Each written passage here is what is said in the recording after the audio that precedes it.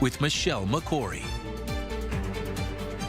Welcome, everyone, and thank you for joining us. There is still no coalition deal to form a new government in Israel. The key stumbling block for Prime Minister Benjamin Netanyahu remains in the form of former Defense Minister and Israel Beitenu party leader Avigdor Lieberman. Lieberman is refusing to join Netanyahu's government unless Netanyahu advances Lieberman's bill to draft more ultra-Orthodox Jews into the Israeli Defense Forces. The deadline to form a coalition is midnight Wednesday. And if new elections are needed, they could indefinitely delay the Trump administration's Israeli-Palestinian peace plan rollout. And this coalition deadlock deadline comes as White House senior advisor Jared Kushner is making his way to Israel to discuss that peace plan. A key workshop to unveil the economic aspects of the plan is scheduled for Bahrain in June 25th, but that could be in jeopardy if Israel is in an election cycle at that time. And in the middle of all of this political drama, there are also heightened military tensions between Israel and Syria. Over the weekend, Israel says that Syria attempted to shoot down an Israeli Air Force jet. Prime Minister Netanyahu explained Israel's response. A short time ago, the Syrian army tried to hit an Israeli plane. It did not succeed. The Air Force, in response, destroyed the launcher from which the attack was fired. Our policy is clear. We are not prepared to tolerate any aggression against us, and we will respond to it with force and firmness. All right, let's bring in I-24 News diplomatic correspondent Eli Hochenberg to give us more on the political drama in the Knesset. Eli, thank you for being with us. Eli, help us understand what is the big hurdle that is now preventing Prime Minister Netanyahu from forming a coalition. Well, if you ask Benjamin Netanyahu, Michelle, he's claiming that Avigdor Lieberman, is just insisting on elevating his own personal political posture at his expense. And if you ask Avigdor Lieberman, it's all about the very controversial draft bill aimed, as you illustrated, drafting ultra-Orthodox yeshiva students into the IDF. There are many different solutions being presented in the last couple of days so far, an apparent deadlock in negotiations between Lieberman and Netanyahu, and this is why we're seeing two tracks being pursued simultaneously: the behind-the-scenes negotiations between Netanyahu's Likud party and Avigdor Lieberman's Israel Beitenu party, and at the same time, Michelle, a motion to dissolve parliament. In a few hours, the Israeli parliament's plenum will start discussing a marathon discussion over the dissolution of itself, and theoretically speaking, by tomorrow, the Israeli parliament might conclude its term much earlier than expected. All right, so what happens next in that process, Eli, if the Knesset does go ahead and vote to dissolve parliament?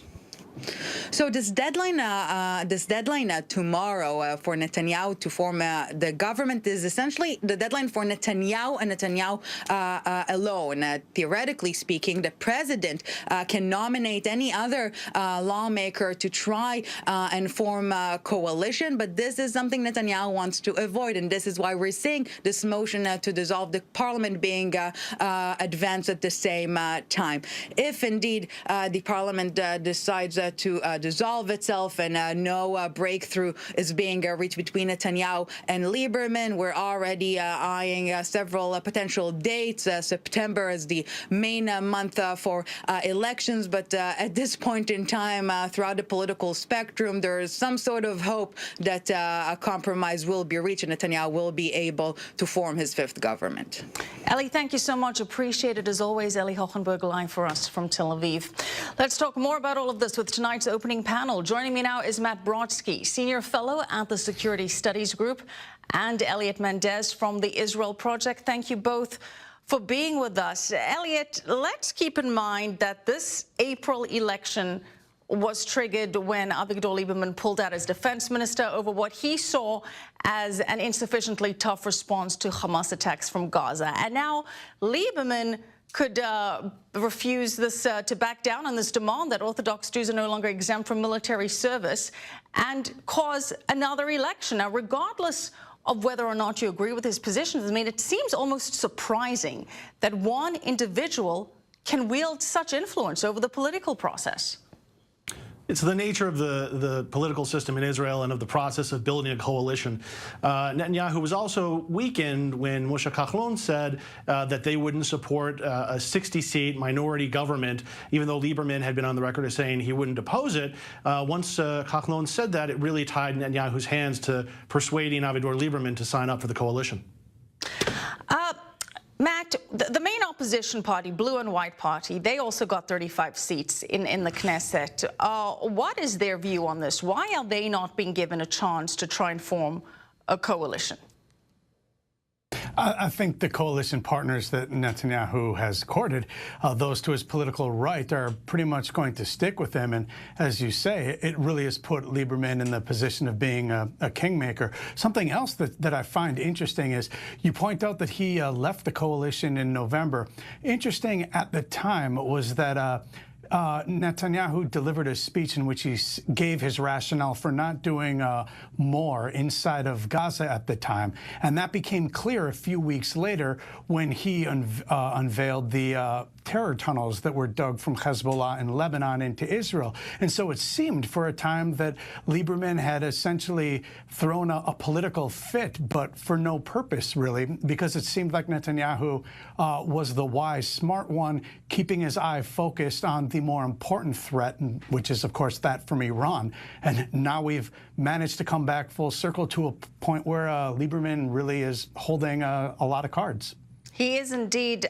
Elliot, give us some perspective here. I mean, why is it that the ultra-Orthodox Jewish men and women have been exempt from serving in the Israeli Defense Forces when there is a conscription for most other young men in Israel? Give us the background that has put them in this position, which Lieberman is now trying to change.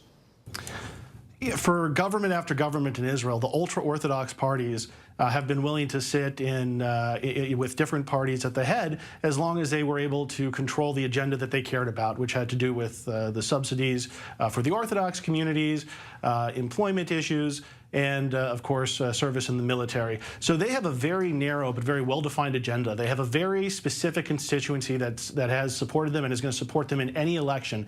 They did better in the last election than all but the two big parties, Blue and White and Likud. So they have a very consistent, reliable source of support in the democracy, and they've been very dedicated and focused on the things that matter to that population. Matt, is there a compromise here? We'll have to see. Hopefully something can be reached within the next 24 hours to avoid what will be a very expensive election that will likely lead back to the same type of place. It just puts off a lot of it's quite costly, but we'll have to see. Israeli politics probably wouldn't have predicted that this were to have happened just like it is right now. All right, Elliot, Matt, stick around. We have a lot more to discuss in this budding Israeli political crisis, and that includes the effect that all of this could have on the Trump peace plan. Jared Kushner is on his way to the Middle East right now to discuss aspects of that plan. Does it still have a chance? And meanwhile, a new report says that Iran has been vigorously trying to obtain and make weapons of mass destruction. But will that change the equation as the U.S. continues to boost forces in the region?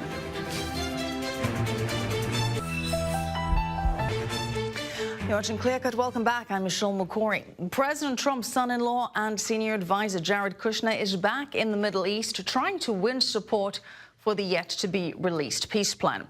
The White House says that Kushner is now in Morocco and will visit Jordan and Israel later in the week. The trip comes as the U.S. prepares to roll out the economic portion of the plan at a conference in Bahrain in late June. The Palestinians have already rejected the peace plan and have urged Arab nations to boycott the conference. And as we've been reporting, the key stumbling block in the coalition negotiations is the draft bill that former Defense Minister Avigdor Lieberman will not give up on. But what does that bill call for exactly? I-24 News diplomatic correspondent Mike Wagenheim explains. On this hand, Avigdor Lieberman, the head of the secular nationalist Yisrael Beitenu party. On the other hand, the ultra-Orthodox or Haredi parties. And in the middle, Prime Minister Benjamin Netanyahu. Lieberman and the ultra-Orthodox have been at each other's throats for years on matters of religion and state, and now Lieberman is drawing a line in the sand. An effort to draft more ultra-Orthodox yeshiva students into the army has been thwarted for years by the Haredim, but Lieberman says the bill he drew up last year to do just that either gets a guaranteed passage without a single comma changed, or he's not joining the governing coalition, leaving Netanyahu short of a parliamentary majority and sending Israel right back to elections. The ultra-Orthodox say they've compromised by agreeing to increase quotas, but they want the implementation in the hands of the government rather than written into law. Lieberman says such an arrangement is worthless and would only lead to another capitulation to the ultra-Orthodox, something he's no longer willing to stomach, even if it means sending Israel back to elections and putting his own political career on the line. Mike Wagenheim, I-24 News. All right, let's get back to our panel. Joining me tonight, Matt Brodsky, Senior Fellow at the Security Studies Group, and Elliot Mendez, Analyst at the Israel Project. Thank you both for being with us. Elliot, if a new election is held, if Parliament does get dissolved and there is a new election held in September, what could the outcome be? Because the polls seem to indicate, at least so far, that the results would be pretty similar to this previous election. Yes, obviously how this unfolds in the next 24 and 48 hours could change some elements of that.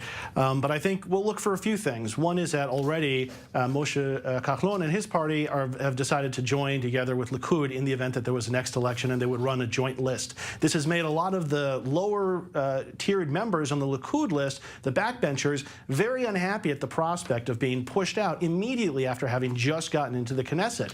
So is there going to be enough frustration within the Likud party that someone like Gideon Sa'ar, who has been Netanyahu's main political rival, will try and capitalize that and change the dynamic? The other thing, and this is part of the risk for Avigdor Lieberman, who's exercising the maximum amount of pressure that he has today to try and get an issue across that's important to him, is if you looked at the last election, what Netanyahu was able to successfully do against Naftali Bennett and Ayelet Shaked and their new right-wing party, he was able to totally mitigate them. And the belief is that he would take that same strategy and apply it to Avigdor Lieberman as retribution and to try and capture more seats in the next election. But Elliot, from Lieberman's perspective, he can't back down on this. This has been one of his core principles that his supporters has called for, that along with a pledge to impose the death penalty for terrorists that are in prison, for killing Israelis. So, I mean, what would this mean for his supporters if Lieberman does back down? Again, depending on what any sort of agreement ultimately had and how it gets spun, his supporters, and I think Avigdor Lieberman's aware of this, his supporters know that Lieberman is never going to have more pressure on Netanyahu and on the composition of a new government and how this very important agenda item gets implemented than he does today. And any sort of capitulation that is not going to be satisfactory he's already just across the threshold in terms of seats in the Knesset and votes. It could put him into further political exile. Matt, the Trump administration, as we understand, waited for the Israeli elections in order to go ahead and move on with the Trump administration's peace plan to roll out the first phase, as we understand it. That's expected to happen on June 25th during this Bahrain conference. Kushner expected to at least unveil the first part of the plan, the economic aspect. So how does this prospect now of a new Israeli election impact this? Well, I spoke to them since they've arrived in Morocco, and one senior administration official basically said on the timing issue that it's too early to tell. We'll wait and see and take that decision as it comes. From what I understand is, as you point out, since that was a consideration, I assume that they would take this into consideration as well if the elections were then held, say, in September. And then, of course, there are the holiday season, which doesn't end really until mid-October. But, of course, the 45-day period with which to form a coalition. It really puts the conventional wisdom out here then has turned to, well, then that puts the release of the peace plan in its entirety in the final year of President Trump's first term. And right. Presidents usually don't release it then. But that, of course, assumes that President Trump would, in this scenario, do what's conventional. And I don't think we've seen much to support the idea that he's a conventional guy. We can assume, though, Matt, that even if the parliament, the Knesset, is dissolved on Wednesday that this June 25th Bahrain conference is still going to go on. That's not going to be rescheduled, I imagine. But Matt, arguably, the Israeli government, even if in its state of disarray, is the least problematic issue for this conference in Bahrain. The Palestinians have already rejected the plan. Saudi Arabia, the United Arab Emirates saying that they will participate. Russia and China saying they're out. They're not sending any delegations. And now we understand that Kushner is trying to convince Jordan and Morocco to take part in all of this. So what do you expect can actually come out of this Manama meeting? Well, the perspective of the administration is that the trip they're taking now is to see countries that they missed in their previous trip around the region, which was designed to drum up support for their economic portion of the plan. So they took a previous one in February, and now they're meeting with these other countries. And yes, Saeb Erekat, the PLO chief negotiator, has been quite proud of being able to try to squander the opportunity that's being presented. Now, the conference that's being held in Bahrain is all about an economic roadmap and future for the Palestinians. So what is happening in Israeli politics doesn't really matter as much, but I think we'll still see if a conference is still going to go on. I imagine it will, and it will be a stark reminder that the Palestinians apparently don't really want to be doing anything to benefit themselves, because again, the conference is all about economics and their economic future. It's not about Israel. All right, Matt Brodsky, thank you so much. Elliot Mendez, appreciate it as always. Well, the European Union